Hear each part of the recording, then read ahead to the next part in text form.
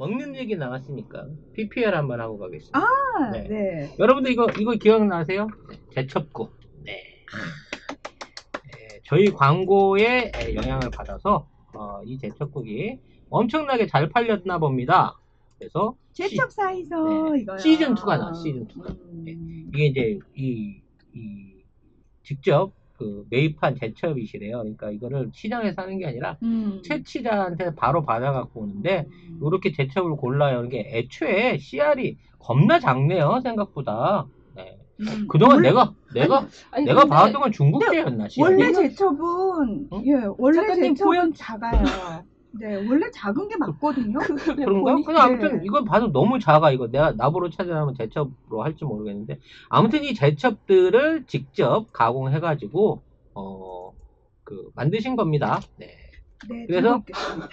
요걸 이제 시즌 1에서 저희가 광고를 했잖아요. 산수유 축제, 철쭉 축제 다 망하시고 그럼에도 불구하고 만들어놓은 물량 소화 못했다고 하셨는데 다행히 소화를 잘 하셔가지고 이제 시즌 2를 만드신 겁니다. 그래가지고 이게 포장은 똑같아요. 네, 포장은 똑같은 상황인 건데 안에 알맹이를 거진 2배 정도를 더 넣으셨다고 합니다. 기분인 거야. 왜냐면 어차피 식당에서 안 팔리거든. 이게 이제 이런 식으로 생긴 차림이 원래 나오는데 이 한 봉에 들어있는 양이 이거 2개 분량인 거예요. 2개 분량. 네. 요런 그릇으로 2개 정도 끓여 드시면 되는 거고요. 반찬은 보시지 마시고 여기 부추를 듬뿍 넣으셨잖아요. 네. 요렇게 해야 더 맛이 난다고 합니다. 그죠, 원래 제첩국에는 부추가 들어가야 된다니까. 네. 그리고 정구지. 풋고추를 좀 섞어서 써주시면 겁나게. 풋고추가 아니고요. 저기 매운 고추 있잖아요. 청양고추 쫑쫑쫑쫑쫑 썰어가지고 싹 넣으시면은 네. 얼큰하게 좀 드실 수가 있죠. 아무튼 이런 훌륭한 귀에서 피난데. 귀에서 왜 피가 나지? 네. 이런 훌륭한 제품 여러분들이 널리 알려서 주문해 주시고요. 제일 중요한 게 주문자의 연락처를 알려드려야 되는데 네. 010-8560-5265네요. 야, 시청자들 강하게 키운다. 써주셔야죠. 써줘야 되는데 이거 어떻게 쓰는 거지? 네. 쓰는 방법이 있었는데 전에 알았는데 네. 어떡하냐? 네, 그래요. 맞아요. 땡초 넣어야 돼요. 땡초. 혹시 이거 어떻게 넣는 분 아시면 저한테 알려주시면 좋겠는데. 네, 010 불러주세요. 다시 한번. 010. 주세요. 네. 네. 보미 작가님이 하신다고. 네.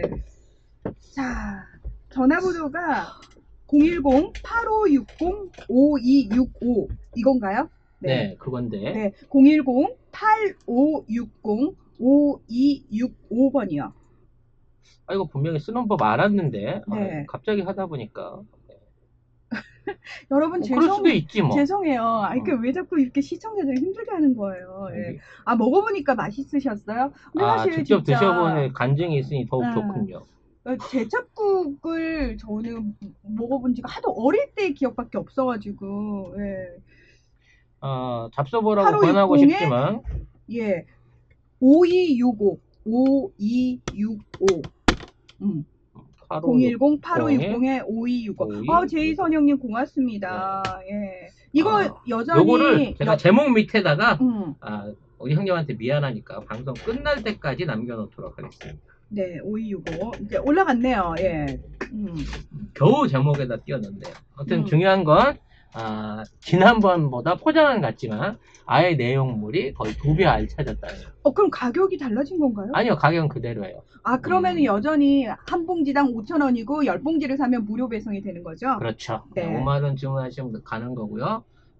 이분이 이제 식당에서 팔기를 포기하시고 여기에다 올인해서 제품을 때려 넣으셨다고 하니까 기대를 가지시고 추가 주문 필요로 하시면 선물해 보시는 게 어떨까라는 생각을. 저국물에 라면 죽이 마셨는데 그쵸, 해장이 최고라고.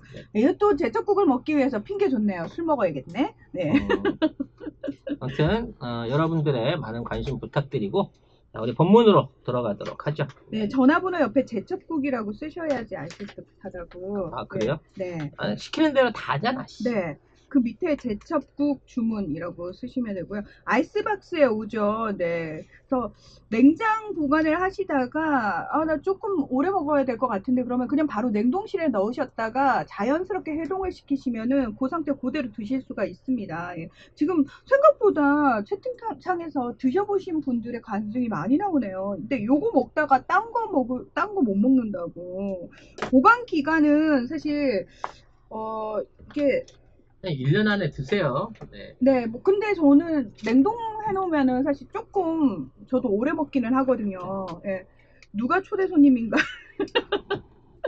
네, 예. 아무래도 내가 초대받은 듯한 느낌. 네, 예, 어서 오시고요. 네. 예, 네. 그렇습니다. 아, 입맛 까다로운 남편이 맛있다고 그랬다고. 이야, 사랑하시나 봐요. 남편분한테 이런 것도 해주시고. 예. 아, 여기다 수제비를 떼서 괜찮다. 네. 전루나가 간증이라니요. 아, 그러네. 아, 뭐 공통용어 아닌가요? 네. 여러분, 제가 비밀을 하나 알려드리면은, 제가 대학교 다닐 때, 저는 철학을 전공했거든요, 학부에서는. 근데, 저희 학교가 또 종교학과가 굉장히 유명한 학교였어요, 서강대가. 그래서, 종교학 수업을 겁나 많이 들었어. 이슬람부터 시작해가지고, 민속 종교까지 종교학 수업을 쫙 들었어요. 힌두교 수업까지 다 들었어요. 네. 굉장히 종교학 쪽을 근데 좋아해요. 어차피 뭐 네. 전루나는 저게도 안 드시냐, 지금 개과천선 하신 대로. 당연하죠. 네. 이 좋은 맛을 보여드릴 수가 없는 게 안타깝습니다만, 여러분들이 자꾸 꼬셔가지고. 우리 언제 한번 먹입시다. 성년 교수님 저희과 교수님이신데 성년 교수님 아들이 하은이라고 제 동기예요. 아, 그만해. 너무 네. TMI 아니야. 성년 교수님. 교수님 생각난다. 예, 중세 저희 철학 가르치셨거든요. 그래서 그때 um베르토 에코의 장미 이름으로 그 책을 굉장히 재밌게 읽었던 기억이 나네요. 오늘 첫 번째 할 얘기는 굉장히 보기 싫은 사람인데, 네타냐후 이스라엘 총리. 왜 보기 싫어요? 5선이래, 5선. 네, 5선 됐습니다, 네. 이분. 예. 대한민국에서 국회의원도 5선에도 욕을 처먹는데, 어디서 이 5선 따위가 또 나와가지고. 네타냐후 총리가 왜 5선이 가능한지 제가 오늘 그 이야기를 좀 해드리려고 합니다. 아, 그래요? 네네. 5선에 비법이 있는 겁니까? 그렇죠. 이스라엘이라는 사회 자체에 대한 설명을 좀 들으시면은, 고개를 끄덕끄덕 하시게 될 겁니다. 자, 이스라엘 지금 상황이 어떠냐면요. 지난해 4월, 9월, 그리고 올해 들어서 3월까지 1년 새에 총선을 무려 3번이나 치렀습니다. 근데 그게 말이 돼요? 그게 왜 그러냐면 어느 당도 과반을 넘지 못한 거예요. 그 크네세트라고 그러는데 이스라엘의 이 의회가 120석이에요. 근데 어느 정당도 과반을 넘는 정당이 없을 때는 어떻게 해야 된다? 연립정부를 구성을 해야 되잖아요. 근데 이 연정 구성이 안 될 때, 그러니까 여기도 대통령이 있는데 뭐 실질적인 권한은 총리에게 있습니다만 어쨌든 대통령이 먼저 뭐 제1당을 차지한 당수라든지 제2당을 차지한 당수 뭐 어쨌든 추천을 받아가지고 연정 구성권을 줘요. 28일간 처음에 줘요. 28일간은 주고 그 안에 못하면 이 사람이 뭐 제가 다시 한번 잘 과반을 구성해 볼 테니까 시간을 좀 더 늘려주십시오 해가지고 결국은 실패하고 그래서 1년 새에 무려 3번의 총선을 하는 그런 기이한 상황이 벌어졌는데 독하네요. 스페인은 4번 했답니다. 1년 새. 근데 사실 이렇게 총선을 여러 번 치르게 되면 여러분 우리가 선거 한 번 치를 때마다 선거 비용이 다 세금이 엄청나거든요. 그래서 이스라엘 지금 총선 3번 이건 세금이 겁나 들어갔다는 얘기인 겁니다. 예. 근데 네. 이 사람이 이제 그 5선을 지금까지 해왔잖아요. 그러면 이제 아무래도 오래 한 사람들은 인기가 없잖아. 또 혼자 헤쳐먹으니까. 네. 그런데도 불구하고 이번에 이게 당선된 데는 나름대로의 뭐 어떤 변화가 있지 않았을까요? 내부적으로? 내부적으로 변화라면은 사실 코로나19가 빵 하고 터져가지고 코로나. 네, 이 지금 네타냐후 총리라는 사람, 베냐민 네타냐후라는 사람이 약간 그 우파 정치인이에요. 그래서 사실 이 사람이 지금 지지를 받고 있는 이유는 우파라든지 극우 쪽에서 이제 의도적으로 팔레스타인과 관련해가지고 이 사람은 굉장히 강경한 입장을 가지고 있기 때문에 이 사람을 밀고 있는 거거든요. 근데 코로나19와 관련해가지고 이 사람이 굉장히 강경책을 써요. 그러니까 봉쇄 정책 바로 하고 그다음에 우리나라와 샤바샤바 해가지고 굉장히 대응을 잘 하고 있어서 인기가 올라갑니다. 올라가서 사실 원래 연정 구성권이 이 사람이 속해 있는 리쿠드 당이 제1당이 됐는데 34석을 차지해서 1당이 된 거거든요. 근데 이 당이 청백당이라고 베니 간츠라는 육군 참모총장 출신의 대표가 당수로 있는 청백당이라는 당이 33석을 얻어서 2당을 해요. 근데 대통령이 처음에는 이 베니 간츠 대표한테 연정 구성권을 먼저 줍니다. 왜? 베냐민 네타냐후 총리는 지금 지난해 11월 검찰로부터 사기, 배임, 뇌물 이 세 가지 혐의로 기소를 당한 상태거든요. 그래서 되게 웃긴 게 뭐냐면 리쿠드 당에서 아무리 생각해도 당 대표가 검찰로부터 기소를 당했고 별로 이제 여론이 안 좋으니까 그럼 우리가 새롭게 쇄신을 하자라는 차원에서 당 대표 선거를 다시 해요. 여기서 또 돼요, 이 사람이. 아베를 사임시키고 다시 이 자민당에서 투표를 하면 아베가 또 되는. 야, 이런 그래서 답이 없구나. 네, 리쿠드 당은 답이 없구나라고 생각을 하시면 돼요. 예. 그래서 아무튼 그래서 베니 간츠 대표는 처음에는 우리는 저렇게 지금 비리 혐의로 재판을 앞두고 있는 저런 범죄자하고는 연정을 구성할 수 없다 이러고 막 고집을 피우거든요. 근데 최근 들어서 이렇게 인기가 올라가다 보니까 이 네타냐후가 약간 간이 배밖에 났어요. 그래? 그럼 우리 총선 다시 치를까? 이 새끼들한테 이 진단 키트를 줘서는 안 되는 거였는데. 다시 치를까 그러는데 지금 네타냐후 총리가 코로나19 대응 잘하고 있다가 64%인 거예요. 그래서 만약에 총선을 다시 치르게 되면 이 당이 40석 이상을 얻게 된다라는 전망까지 나온 거예요. 그러니까 베니 간츠 대표가 이거는 뭐 어떻게 해도 안 되겠구나. 만약에 다시 총선으로 가게 되면은 욕은 내가 다 들어 처먹겠구나 싶어서 20일 날 네타냐후 총리의 리쿠드 당과 이 간츠 대표의 청백당이 코로나19에 맞서기 위한 국가 비상 내각을 구성하기 위해서 연정 협정을 맺었다라고 발표를 하게 되는 겁니다. 사실 이스라엘이 이란 옆에 있었기 때문에 이번 코로나에 의해서 엄청나게 터질 수 있었거든요. 이란하고 많이 떨어져 있는데요? 아니 같은 중동권 안에 있기 때문에 중동권에 있어도 사실 많이 떨어져 있거든요. 그러면 그렇게 하세요. 아무튼 네. 위험성이 막 대두되던 그 시기에 우리나라에선 팔지도 않은 국산 진단 키트가 이스라엘 가고 초기 검사를 통해 가지고 확진자를 많이 건져낸 거야. 근데 이건 누가 봐도 시스템도 그렇고 제품도 한국 거거든. 근데 정식 수출을 하거나 이와 관련된 어떤 그 시스템 어떤 공여 개혁 같은 게 없었어요. 얘네들이 그 모사드 시켜가지고 우리 한국 공장에서 직접 사가지고 배낭에 짊어지고 갖고 가갖고 현지에서 우리 시스템 흉내내서 검사를 해갖고 이거를 해버렸거든. 네, 모사드란 이스라엘의 악명 높은 정보기관이고요. 모사드는 주로 해외 공작을 많이 하는 곳이고 신베트라고 해서 또 국내 공작을 하는 정보기관이 또 따로 있어요. 신바트가 그런 거래요? 네. 신베트요. 신바트는 아니고요. 신바트는 모험을 하는 사람이고요. 네. 예. 아무튼 여자친구 이쁘잖아. 옛날 사람. 네. 자, 이스라엘은 우리나라에서 워낙 성지순례도 좀 많이 가시잖아요. 근데 정말 조심하셔야 되는 게 제가 늘 이스라엘과 관련돼서 말씀을 드리는 게 여권에 이스라엘 도장을 찍으시면 인근 아랍 국가들 못 가십니다. 예, 안 받아줍니다. 야, 이런 꿀팁이 본문보다 더 재밌어. 그래서 이스라엘은 항상 뭐 이스라엘도 자기네들도 알아서 딴 종이에 찍어주기도 하는데 꼭 그거 체킹하셔야 돼요. 다른 종이에 이스라엘 그걸 찍으셔야지 다른 아랍 국가로 갈 수 있지. 여권에 이스라엘 도장이 찍혀 있으면 다른 아랍 국가, 중동 국가 못 들어갑니다, 여러분. 그래서 그거 반드시 기억을 하셔야 되고요.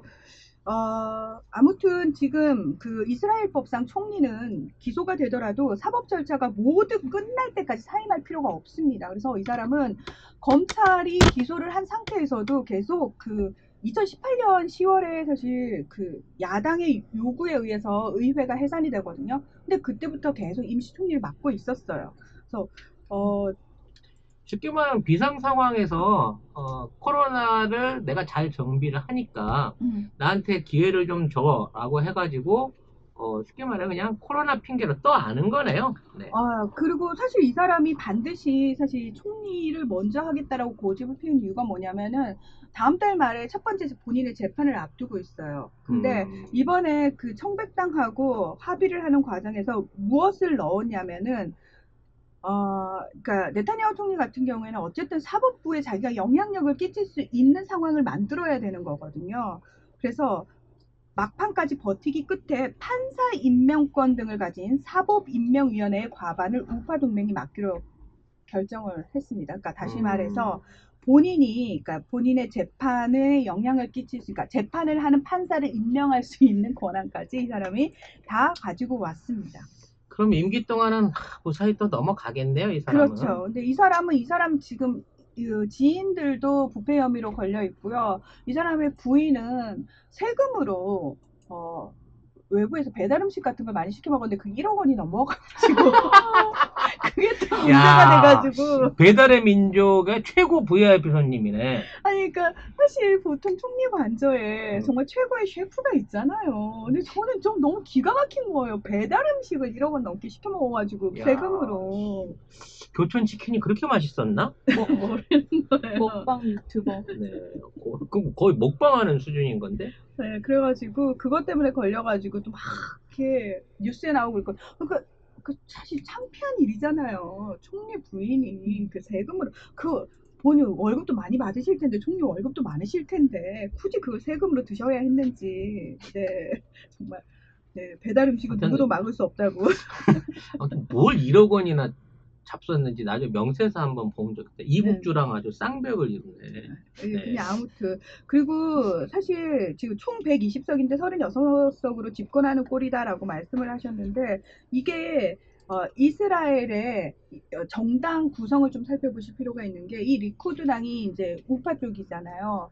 지금 말씀드린 그 청백당도 특별히 진보는 아니에요. 그러니까 중도 우파라고 할 수 있는 거예요. 그러니까 네타냐후하고 약간 결이 다를 뿐 팔레스타인 정책에 있어서는 강경한 게 똑같습니다. 그리고 이제 나머지 소수 정당들이 아랍권 정당도 있어요. 아랍권 정당도 있고 그다음에 또 있는 한 부류가 뭐냐면 정말 극우 유대인 우선주의, 유대인 민족주의를 전면을 빡 하고 내세우는 시오니스트라고 하죠, 이런 놈들. 그렇죠. 네. 그러다 보니까 죽었다 깨나도 진보가 의회에서 정권을 잡을 수가 없어요. 진보 숫자 자체가 워낙 소수기 때문에. 한 20%에서 30% 정도 진보 있다고 하고요. 나머지는 이제 우파 중에 빨간 우파냐 파란 우파. 그렇죠. 극우냐 그냥 조금 우파냐. 적당히 우냐 이건 거죠. 근데 제일 악질이 극우예요. 원래 이제 이스라엘이라는 나라가 만들어진 게 이제 이민으로 들어온 걸로 많이 알고 있지만 처음에 이스라엘을 공작해서 만든 나라 영국이잖아요. 그렇죠. 영국의 MI6를 통해 갖고 이스라엘에 이거를 만들 때만 하더라도 정말 테러리스트 같은 극 시오니즘 가진 애들 어떻게든 이스라엘의 나라를 세우고 팔레스타인을 제껴버리고 중동을 이스라엘 중심으로 만들어야겠다는 애들을 중심으로 만들었어요. 근데 처음에 이주원 숫자가 워낙 없었다고. 50만? 40만 이 정도밖에 안 됐어. 그러니까 전 세계 시오니스트들은 다 모아도 그 정도밖에 안 됐던 거야. 근데 얘들이 오고 난 다음에 계속해서 인구의 숫자가 밀려갖고 어려우니까 2차 이민을 받아요. 2차 이민을 받으면서 이른바 이제 아슈케나즈라고 하는데 남부나 그 동부 유럽 쪽에 흩어져 있던 사실 유태인 아니야. 러시아 계열의 슬라브족이나 뭐 이런 그렇죠. 혼혈 민족들이 있는 사람들을 이스라엘의 국민인 것처럼 받아들여요. 그러니까 오갈 데 없는 애들한테 시민권도 주고 사회보장제도도 있고 농장도 있고 외국에서 뭐 돈도 주고 뭐 이렇게 할 테니까 니들 여기 와서 살지 않을래? 그러니까 사실상 그 이스라엘이 갖고 있는 시오니즘이라든지 어떤 그 유대교 우선주의가 아닌 그냥 떠돌아다니던 집시들을 잡아왔는데 이게 한 500만 명 되는 거예요. 그러니까 결과적으로 이스라엘 안에 이런 그 어떤 정치를 좌지우지하는 핵심적인 세력들은 전체 인구의 10% 정도 되는 거고요. 그 안에서도 서로 얘네들이 나눠져서 싸워요. 그래서 극좌는 미국계야.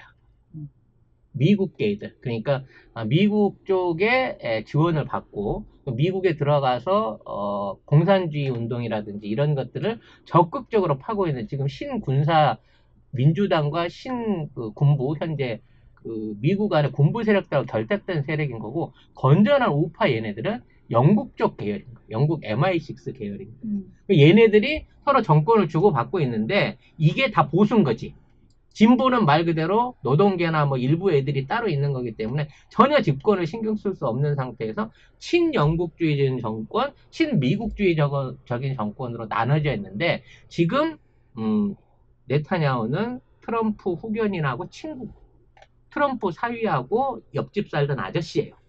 사실상 트럼프의 굉장히 밀접한, 공화당하고 밀접한 인물이거든. 보수이기도 하면서. 그런 면에서 미국과 이스라엘의 이해가 어느 정도 맞아 떨어지는 그런 정권 연장이었다라고 볼 수 있는 거죠. 그래서 항상 네타냐후가 선거를 앞두고 있을 때 트럼프 대통령이 도와줘요. 그러니까 정말 이스라엘 안에 있는 그러니까 보수적이고 극우적인 사람들이 좋아할 만한 내용으로 예를 들어서 서한 지구라고 있는데 여기에 이제 요르단하고 국경이 맞닿아 있는데 사실은 요르단 땅이에요, 원래는. 근데 1967년에 이스라엘이 전쟁을 하면서 뺏어온 땅이거든요. 근데 거기가 농장하기 좋거든, 비옥해가지고.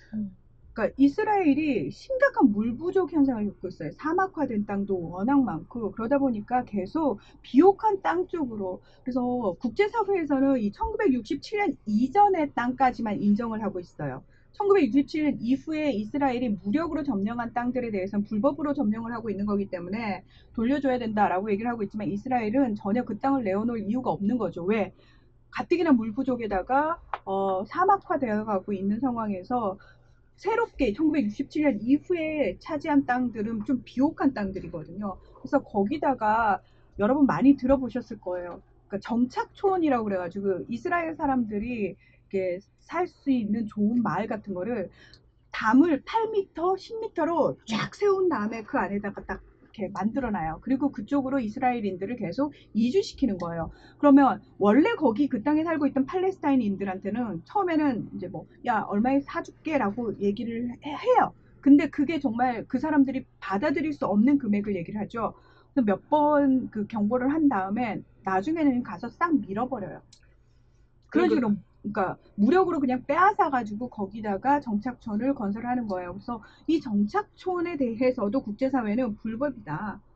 그래서 정착촌을 다 불법이기 때문에 더 지으면 안 될 뿐만 아니라 있는 정착촌도 내가 물러나야 된다라고 얘기는 하고 있지만 그리고 이 이스라엘에 관련해서 유엔에서 결의안만 200개가 넘게 나왔다고요.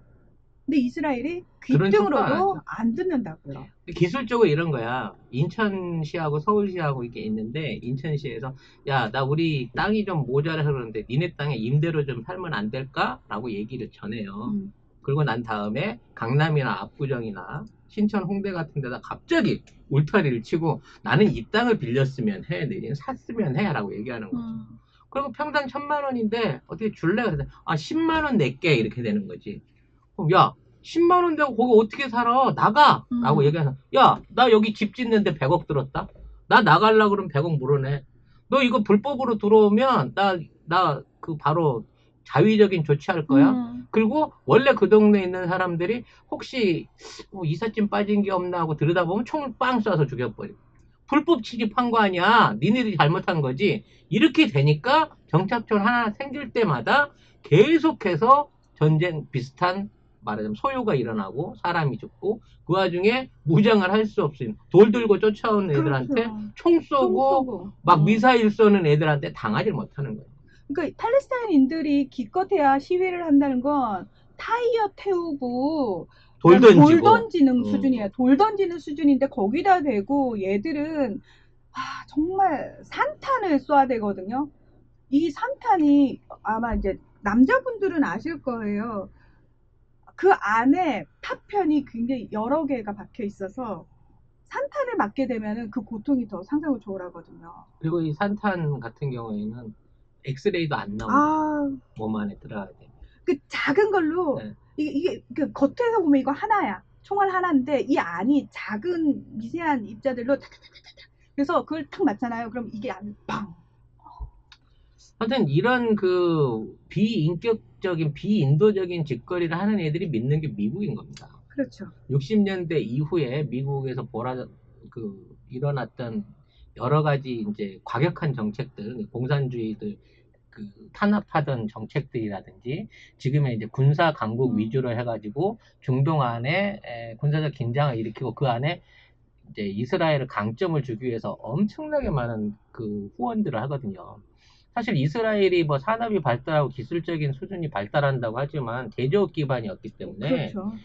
아이디어는 좋아. 머리 쓰고 연구하는 건 잘하지만 제조업 기반이 없기 때문에 이스라엘은 미국의 지원이 없으면 경제적으로 무너질 수밖에 없어요. 그래서 미국이 가장 지원금을 많이 주는 나라가 이스라엘이고 두 번째가 이집트거든요. 근데 제일 이거를 싫어하는 사람이 트럼프야. 왜냐면 내가 친하니까 같은 보수니까 도와주긴 하겠는데 이스라엘에서 돈을 너무 뜯어가는 건 싫다라는 게 트럼프거든요. 그래서 트럼프가 점점 더 이 지원금을 줄이고 있어요. 근데 사실 트럼프 입장에서도 그렇다고 이스라엘을 마냥 천대할 수가 없는 게 뭐냐면 트럼프의 돈줄이 되고 있고 가장 든든한 지원군들이 이스라엘 우파들. 우파들이죠. 이스라엘 우파들입니다. 그래서 사실은 이스라엘이 하도 그런 거지 깽깽 같은 짓을 많이 하기 때문에 이스라엘 그 왜 유대인 좌파들 있잖아요. 유대인 좌파들 국제사회에서 나름 이제 조금 인지도와 명성이 있는 그 유대인 좌파들은 이 이스라엘이 너무 거지갱갱 싫은 거야, 찌질하고.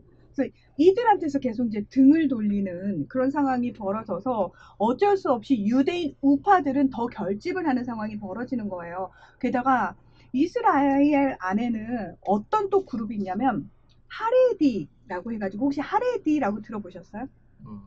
하레디가 어떤 사람들이냐면 그냥 일도 안 하고 경전만 읽는 사람들. 그러니까 아마 그거 보셨을 거예요. 랍비 족속들. 그쵸. 근데 랍비 정말, 진짜 제대로 랍비도 아니지. 그렇지. 제대로 랍비도 아니에요. 그냥 그 철저하게 원리주의자들? 대처 랍비.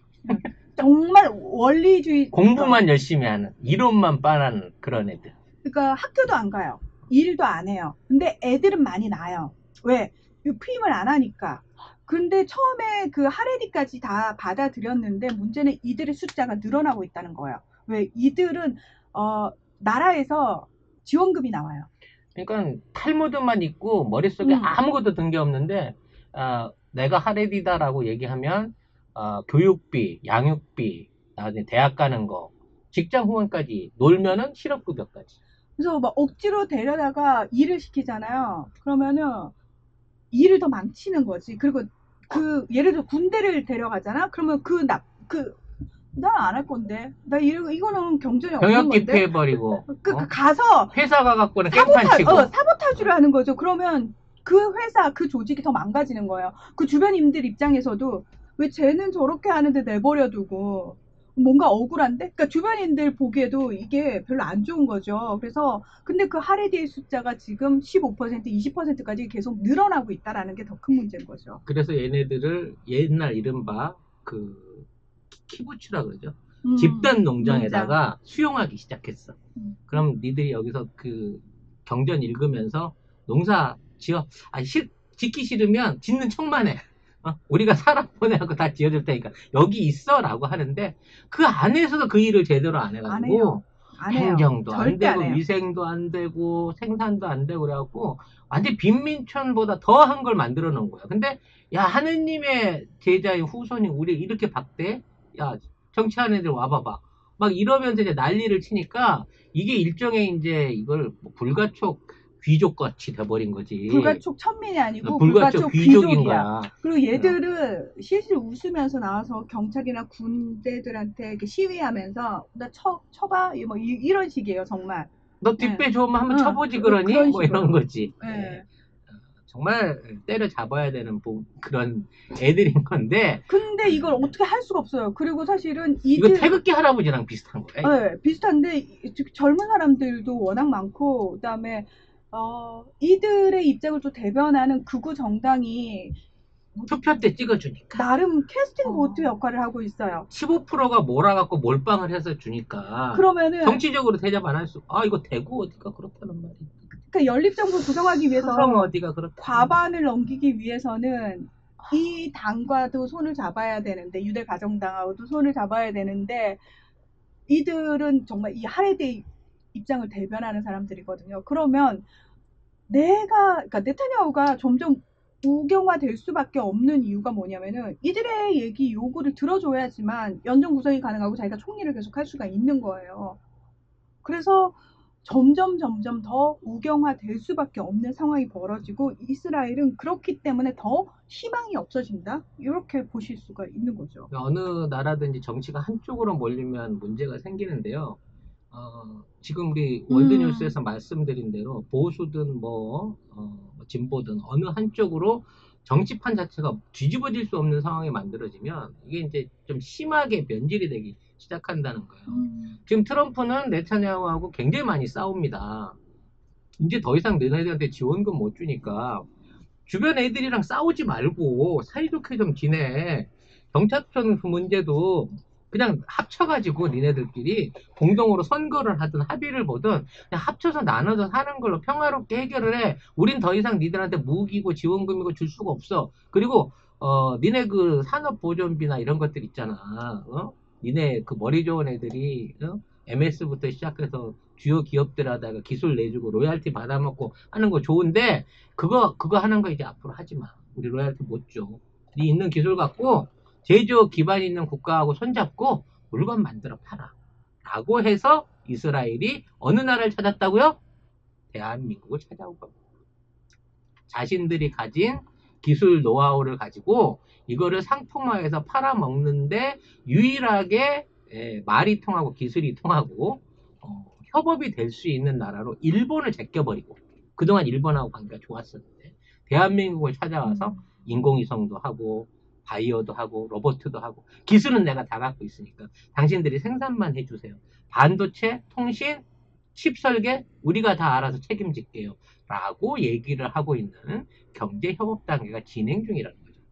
즉 이스라엘은 지금에 있는 상황을 자립하기 위해서 더 이상 미국의 지원 없이 자립하기 위해서 제조업 기반을 가진 국가하고 협업이 필수적으로 필요하고 그 파트너가 대한민국이 됐는데 네타냐후의 장기적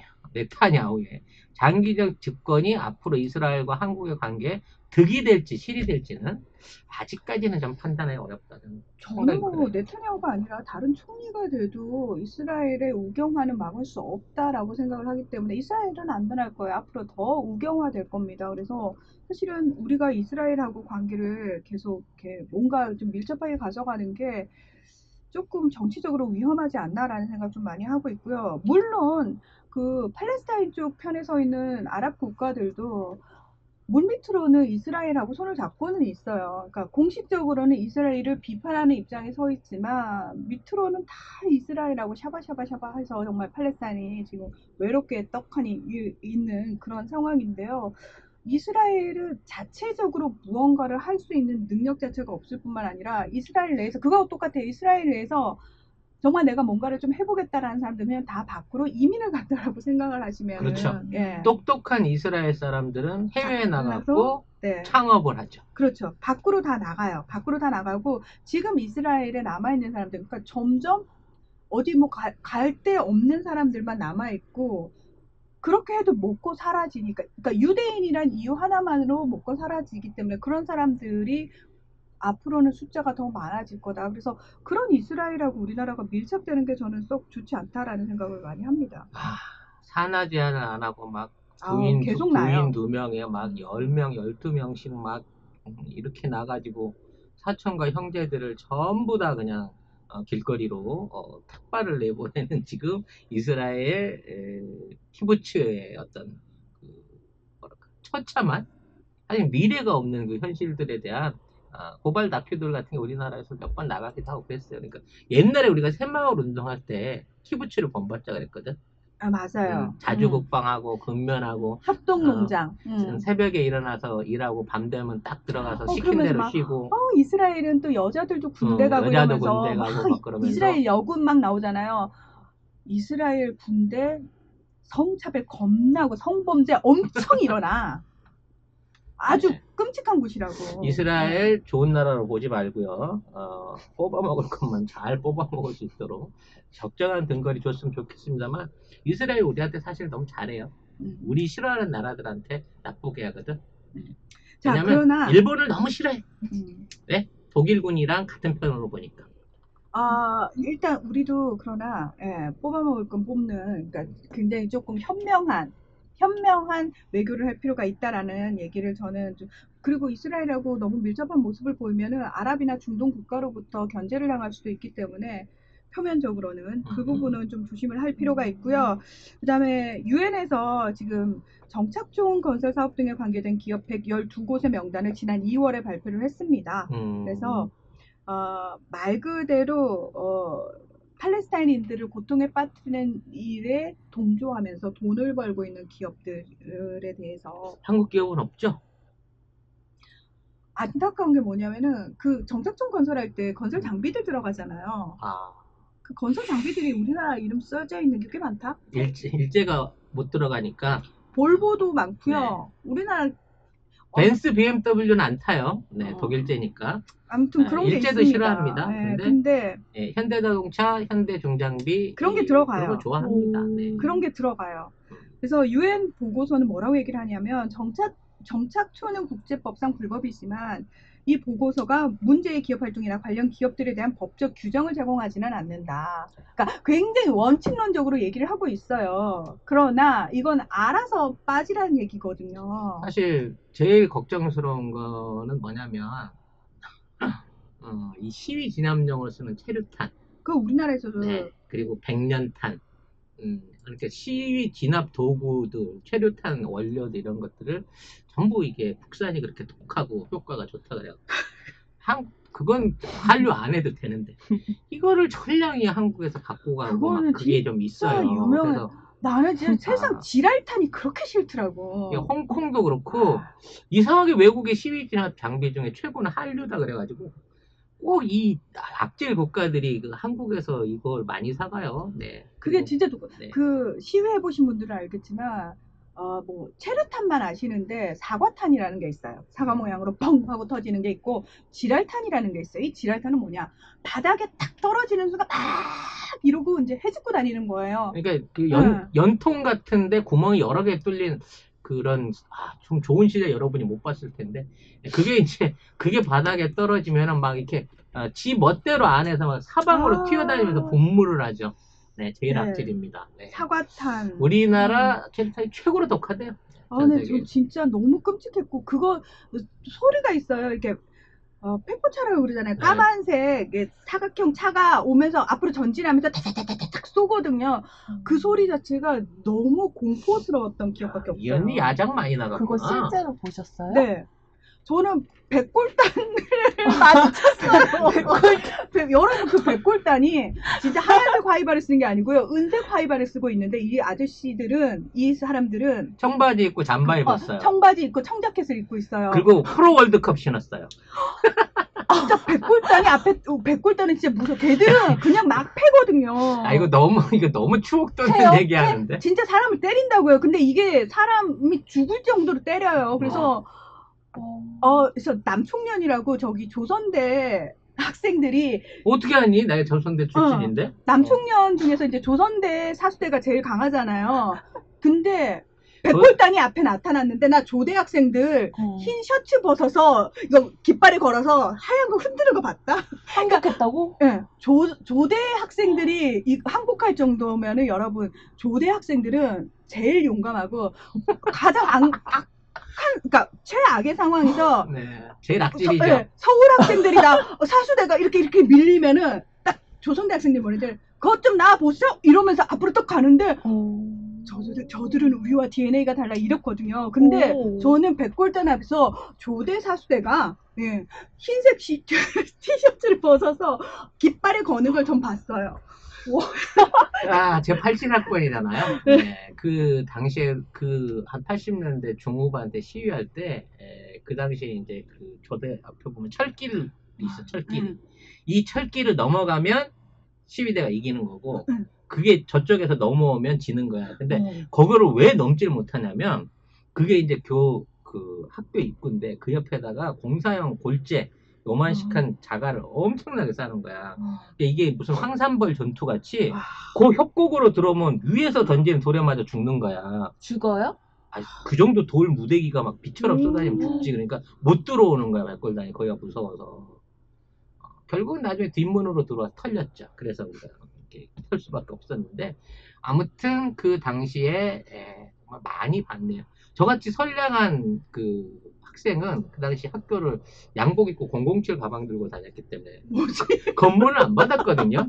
설마 학생이겠니? 라고 하는 뭐 그런 비주얼이었기 때문에 거기에서 이제 시위에 이렇게 참여하거나 휩쓸려 다닐 기회는 별로 없어서 그냥 멀리서 구경만 했지만 정말 참혹했어요. 그 당시. 저는 사실 저 93학번인데 그 91학번이신 강경대 열사가 명지대 강경대 열사가 우리 이스라엘 얘기하다 왜 이렇게 늦지? 맞아요. 우리 무슨 가자지구 주민도 아닌데? 네, 체류탄 얘기를 하다가 네. 아무튼 그래서 그 4월이 되면 항상 강경대 열사 추모를 위해서 명지대에 가서 저희가 집회를 하고 했던 4월이네. 마음이 아픈 4월이네. 예, 아무튼 우리 왜 이런 얘기까지? 예.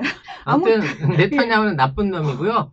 이스라엘은 우리나라한테 잘해요. 그래서 우리가 아까 실용주의 외교를 하자 라는 네. 정도에서 정리하자. 어차피 네타냐후는 5선 이후에 이제 70세니까 6선도 할 수 있지 않을까라는 가능성이 보입니다. 제가 계속 말씀드리지만 네타냐후 아니라 다른 총리가 들어와도 이스라엘이 갑자기 그렇죠. 변화하기 힘들죠. 개과천선을 한다라는 건 있을 수 없는 일이기 때문에. 그리고 네. 어쩌면 네타냐후이기 때문에 지금 민간인 학살, 팔레스타인 학살이 덜 일어날 수도 있어요.